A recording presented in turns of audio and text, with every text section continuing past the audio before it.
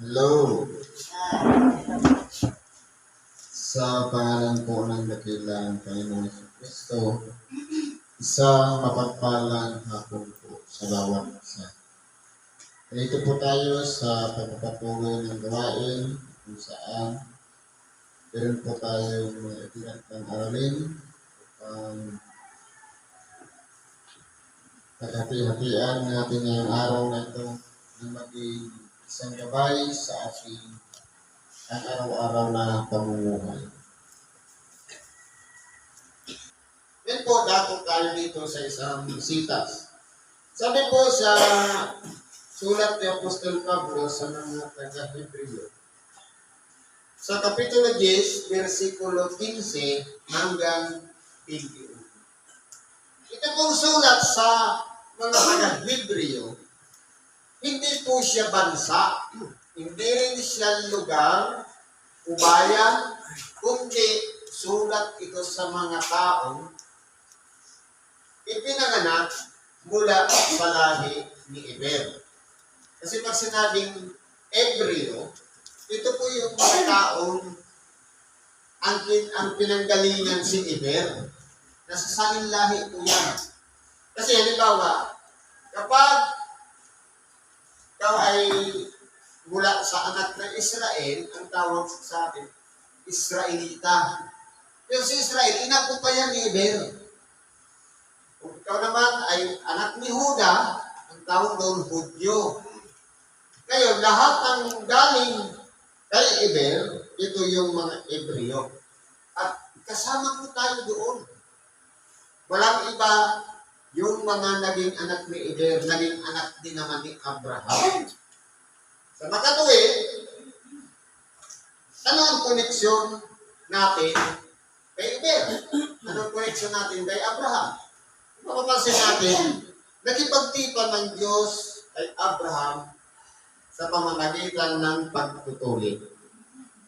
Kung umabot sa isang bansa, ang tinatawag na pagtutuli, may koneksyon to kay Abraham.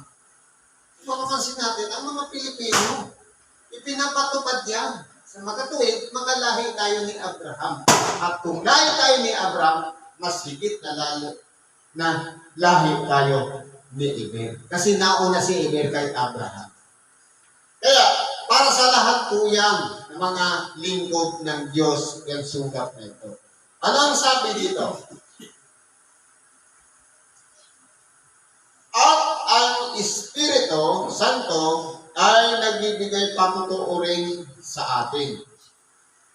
Ngayon naman sa atin. Sapagkat pagkasabi niya na ito ang tipang gagawin ko sa kanila pagkatapos ng mga araw na yaon, sabi ng Panginoon.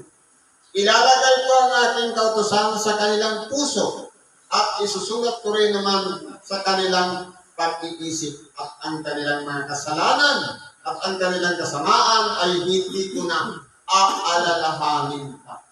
Ngayon, kung mapapansin natin, dati, ang kautusan ng Diyos, inilagay sa tapyas na bato gamit ang daliri ng Diyos. Na kumbaga, ang kautusan ay naging isang karatula upang babasahin ng tao at saka tuto pa rin. Pero pagdating ng tipan ng Diyos sa bawat tao, hindi na isusulat sa tapyas ng bato, kundi sa ating mga puso.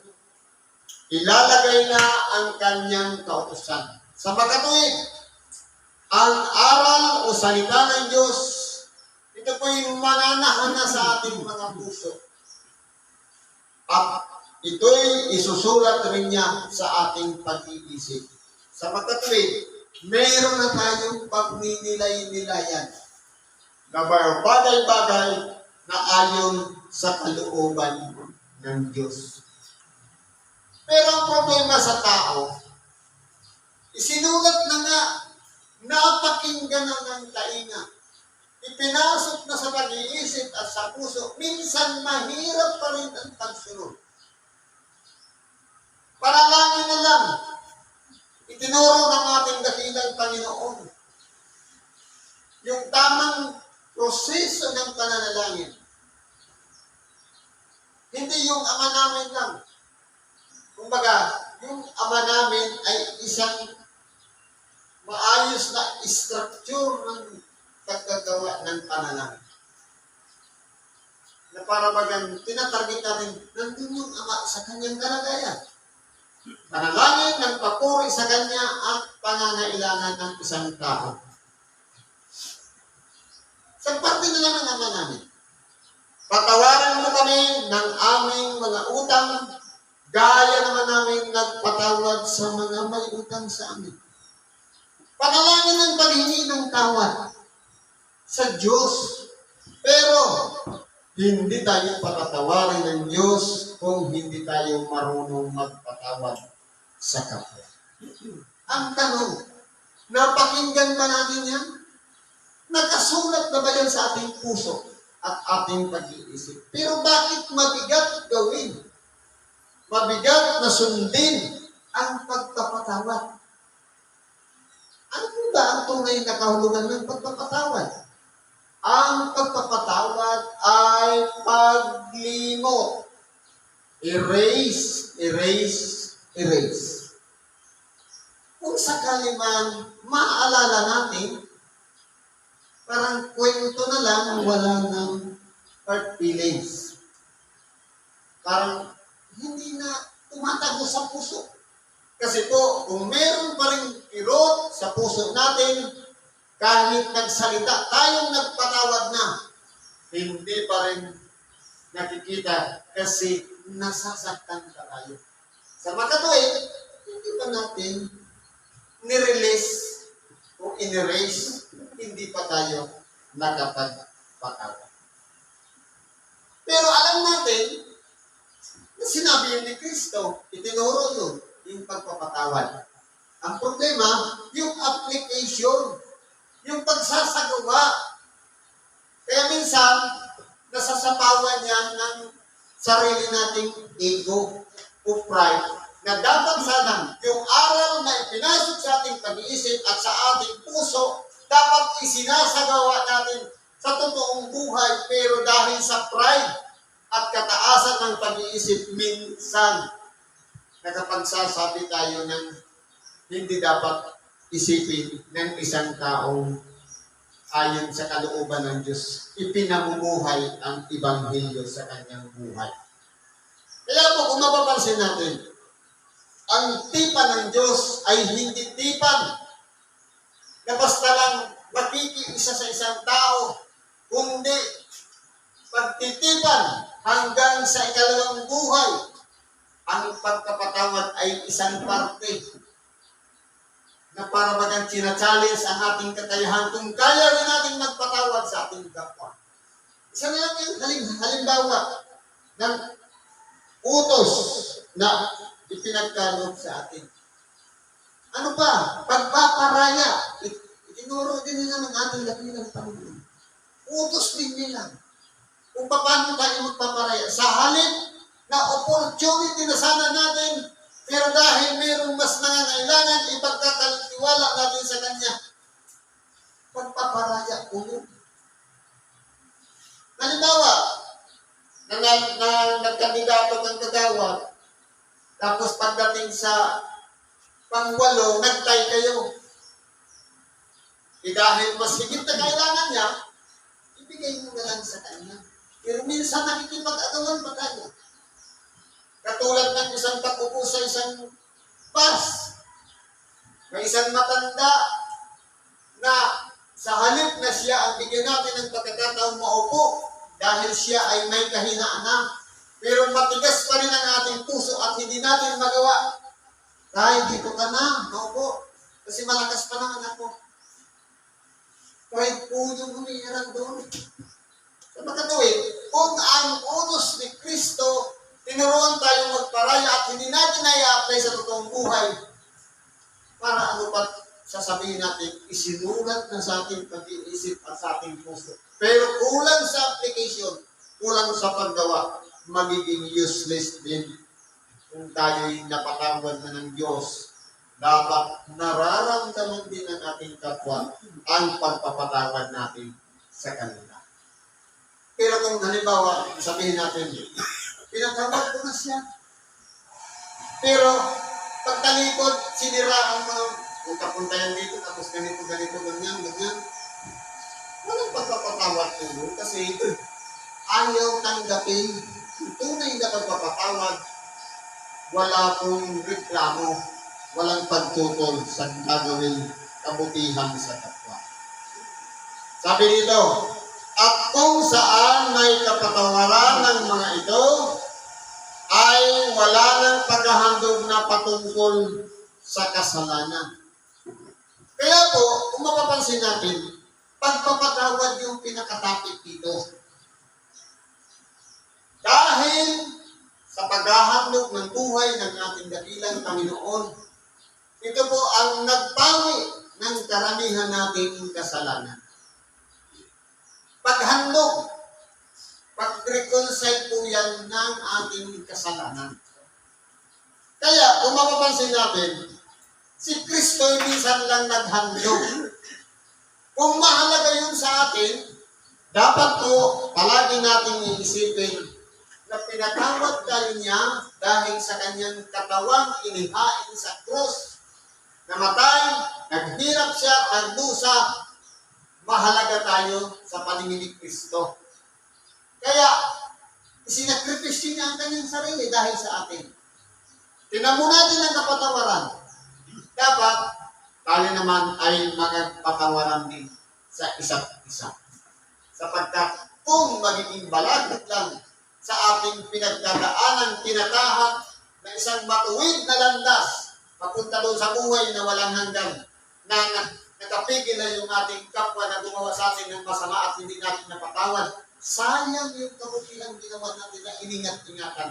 Tapos, nalilang lang tayo sa isang bagay na sinabi ng ating kapwa at hindi natin sila napatawad. Importante po kasi doon, application, pagsasagawa sa totoong buhay. Kasi kahit sabihin natin na perfect natin yung 365 days ng pananalangin, pero dahil lang sa isang oras o isang minutong salita ng ating kapwa, tumanik na yan sa ating puso, isip, at hindi natin sila pinagbigyan o pinatawad, magiging useless yung 365 na ayuno na yan o panalangin na yan. Kasi po, ganun po kasi ang ginagawa ng kalaban ng Diyos. Yung umuungal na humahanap ng masisila. Kaya ang isa namang tao na nakikiisa sa Diyos, yun ang tinatarget niya.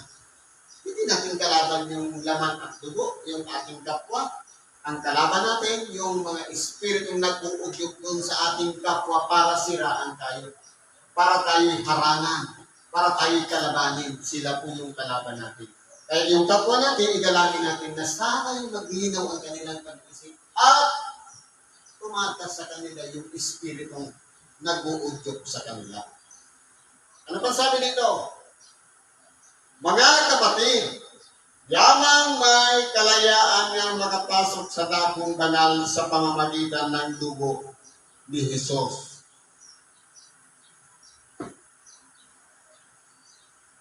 Sa pamamagitan ng daang bago at buhay na kanyang itinalaga sa atin sa pamamagitan ng tabing sa makatuwid bagay sa kanyang laman.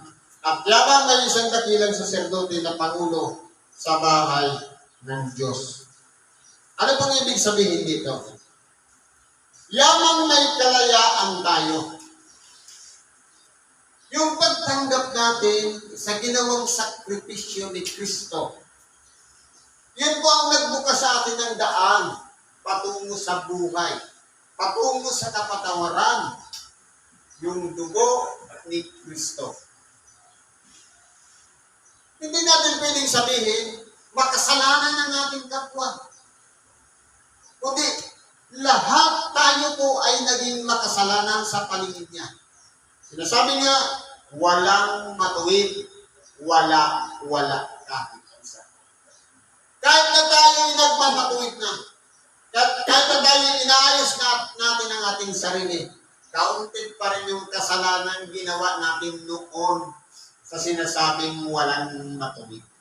Ibig sabihin, mula from na magkamalay tayo hanggang ngayon, ni minsan ba hindi tayo nagkasala para sabihin natin matuwid na tayo? Kasi tayo pa rin yun eh. Binago lang ng Diyos.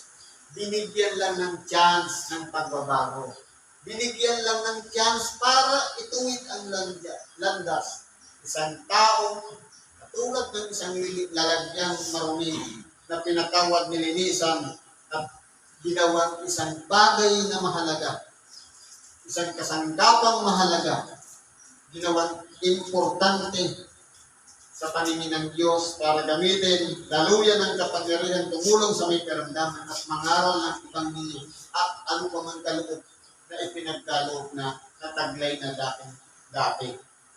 Kaya, kung tayo lang po nabuksan ang ating pag-iisip, nagkaroon tayo ng chance dahil sa dugo ni Kristo.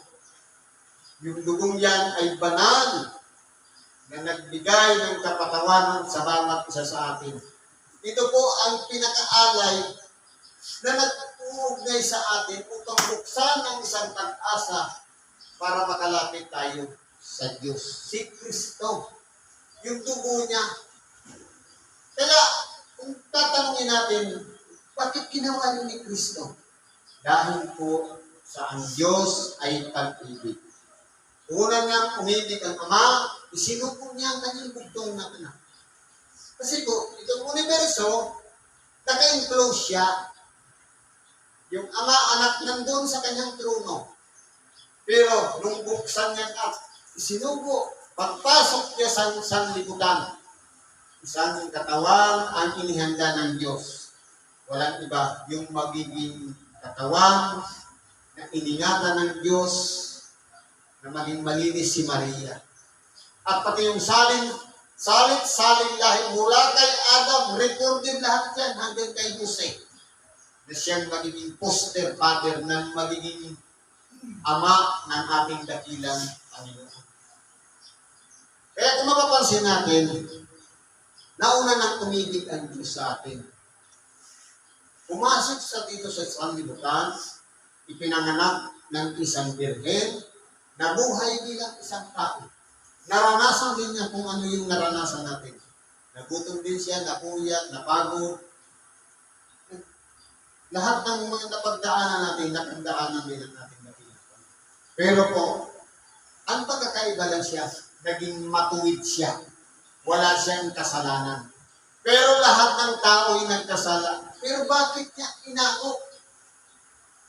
Nasalit na tayo yung ipako sa krus, tayo yung isakripisyo, bakit?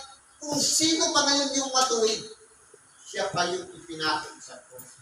Dahil din po yan sa pag-ibig ni Kristo sa bawat isa sa atin. At pagsunod sa kalooban ng Diyos na ang buhay niyang ipinabuhay niya dito sa ibabaw ng sanlibutan, magiging daan upang ang tao, bagamat nagkasala at papunta sa kamatayan, nagkaroon ng opportunity o pagkakataon tayo para magkaroon tayo ng pag-asa doon sa tinatawag na buhay na walang hanggan.